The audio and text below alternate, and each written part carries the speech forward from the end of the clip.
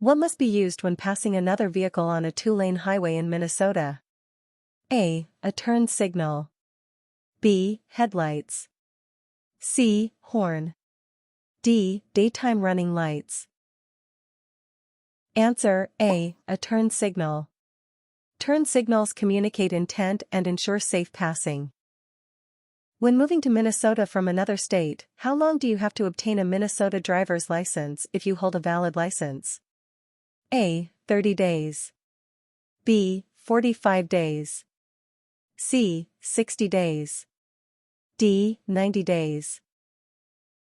Answer C.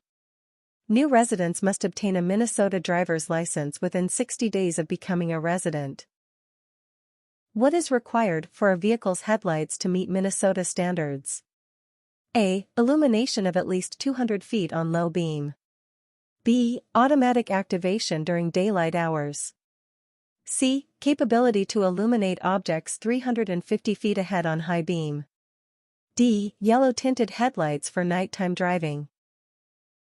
Answer C.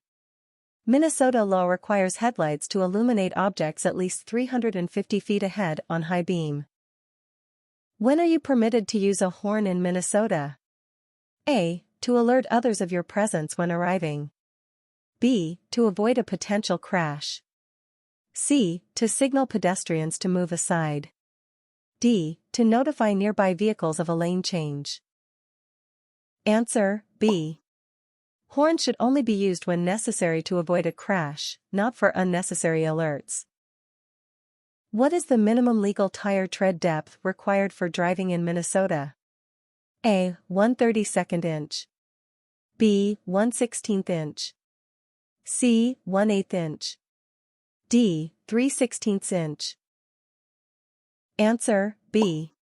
Minnesota law requires tires to have a tread depth of at least 1/16 inch to ensure road safety. What does Minnesota law require you to do at a roundabout? A. Yield to pedestrians and traffic inside the roundabout. B. Stop before entering, regardless of traffic.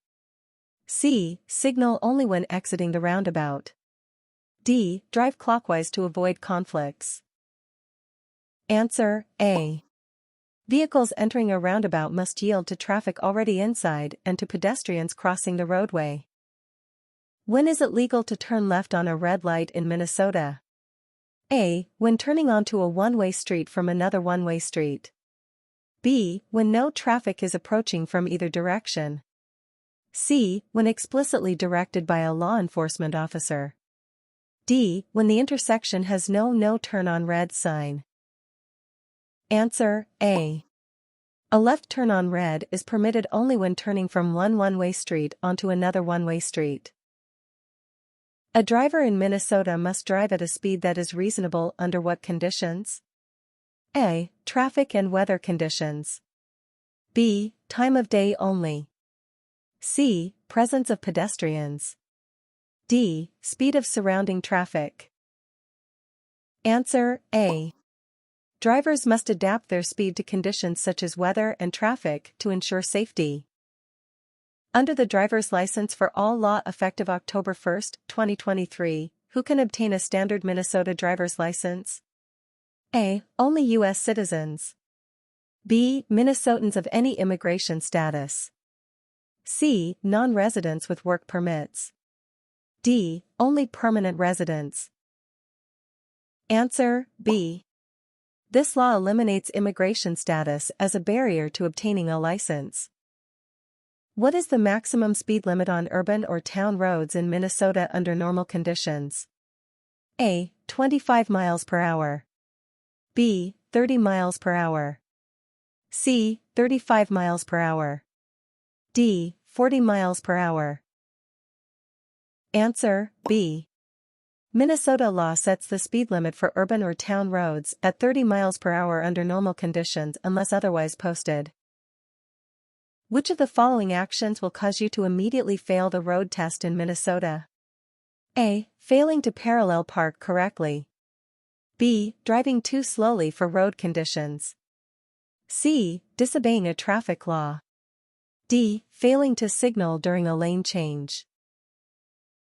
Answer C. Disobeying a traffic law during the road test results in immediate failure.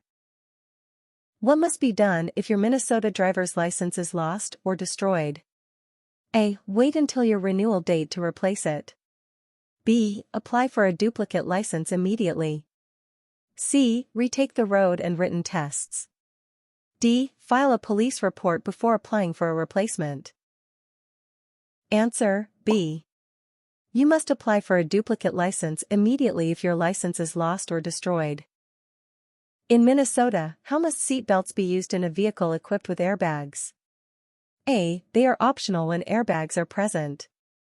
B. They must be worn to work with the airbags to prevent injuries. C. They are required only for front seat passengers. D. They can be substituted with child restraints. Answer: B. Seat belts must be used with airbags to prevent injuries in case of sudden inflation. Under Minnesota law, how far in advance must you signal before making a turn? A. 50 feet. B. 75 feet. C. 100 feet. D. 150 feet. Answer: C. You must signal at least 100 feet before making a turn. What should you do if an emergency vehicle is approaching with flashing lights and sirens? A. Stop immediately, regardless of your location. B. Pull over to the nearest curb and stop. C. Continue driving at a slower speed. D. Speed up to avoid obstructing the vehicle. Answer: B. Minnesota law requires drivers to pull over to the nearest curb and stop to allow emergency vehicles to pass. In Minnesota, how often must headlights be inspected for proper alignment? A. Monthly. B. Annually. C. Every 6 months. D. Only when they appear dim or misaligned. Answer: B. Headlights must be inspected at least once a year to ensure proper alignment and functionality. How must a vehicle equipped with parking assist technology be used during the Minnesota road test? A. It must perform all parking maneuvers autonomously. B. It cannot be used at all during the test. C. It can be used but not as the sole method of observation when parking. D. It is only allowed for parallel parking. Answer: C. Vehicles with parking assist may be used during the test, but drivers must rely on observation rather than technology alone. What should a driver do at a divided highway J-turn intersection? A. Cross both lanes simultaneously without stopping. B. Turn left directly from the side street. C. Make a right turn onto the highway and then use the designated U-turn lane. D. Wait until traffic clears in all lanes before crossing. Answer: C. Drivers at a J-turn intersection must first turn right and then use the designated U-turn lane to cross the highway. What action is necessary when your vehicle begins to hydroplane on a wet road? A. Ease off the accelerator and avoid sudden movements. B. Steer sharply to counteract the hydroplaning. C. Accelerate slightly to regain control. D. Apply the brakes firmly to stop the vehicle. Answer: A. Hydroplaning requires drivers to ease off the accelerator and avoid sudden steering or braking to regain control. What is prohibited when using high beams at night in Minnesota? A. Driving faster than 50 miles per hour. B. Using high beams within 200 feet of another vehicle. C. Using high beams within 1,000 feet of an oncoming vehicle. D. Using high beams in city traffic. Answer: C. High beams must not be used within 1,000 feet of oncoming vehicles to avoid blinding other drivers. When must headlights be turned on in Minnesota?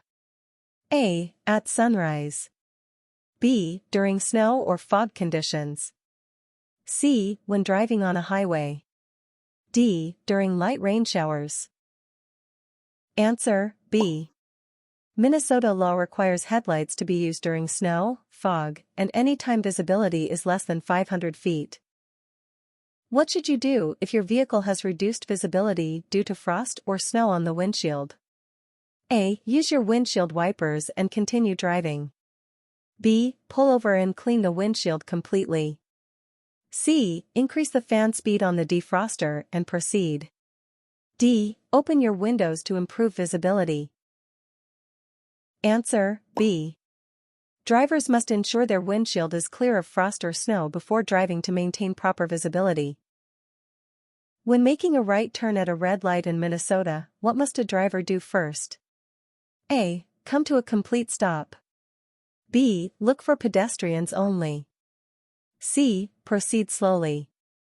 D. Signal other drivers. Answer A. A complete stop ensures the driver can check for pedestrians and traffic. A vehicle's headlights must be used during which weather conditions? A. Rain, snow, and fog. B. Daytime only. C. Clear weather. D. Windy conditions. Answer A. Headlights improve visibility and safety during poor weather conditions. What is the penalty for driving over 100 miles per hour in Minnesota? A. A warning. B. Revocation for a minimum of 6 months. C. A fine of $100. D. Mandatory driver education. Answer B. Excessive speeding can lead to significant penalties to promote road safety. What does the Minnesota minimum tire tread depth requirement ensure? A. Preventing slips on icy roads. B. Avoiding penalties. C. Proper vehicle traction. D. Reduced insurance costs. Answer C. Proper tread depth ensures tires can grip the road effectively in adverse conditions. What must be done if a driver's license is lost, damaged, or destroyed in Minnesota? A. File a police report. B. Renew the license. C. Apply for a duplicate license. D. Obtain a notarized affidavit.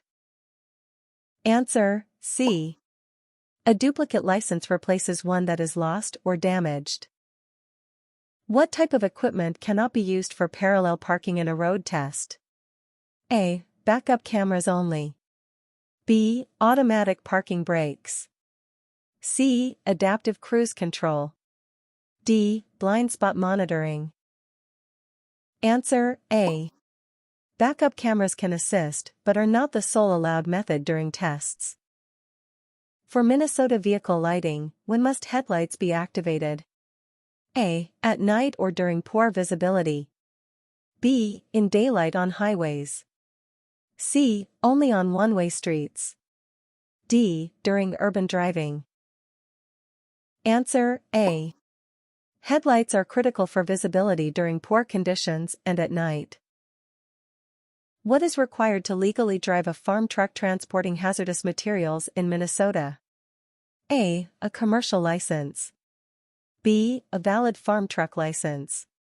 C. A valid Class D license. D. No special requirement. Answer C. A valid Class D license is necessary for legal farm truck operations. For which situations must a Minnesota driver reduce speed? A. When merging onto a highway. B. In narrow roads or bad weather.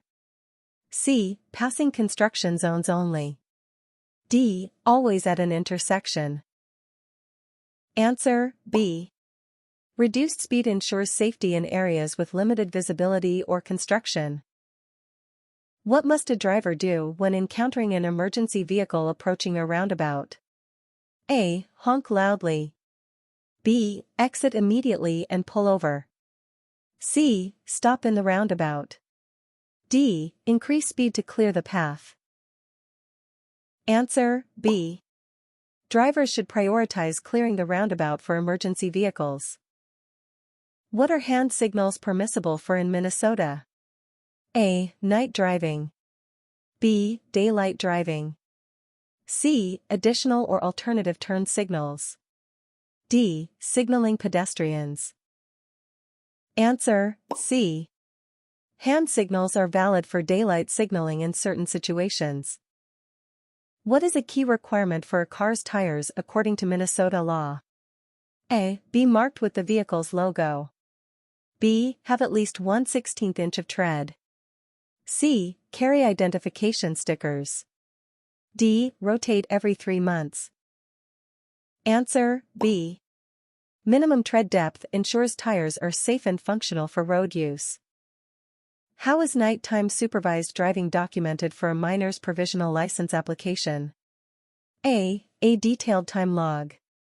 B. Completion of a parent course. C. A supervised driving log. D. Proof of insurance. Answer C. A supervised driving log documents practice and readiness for licensure.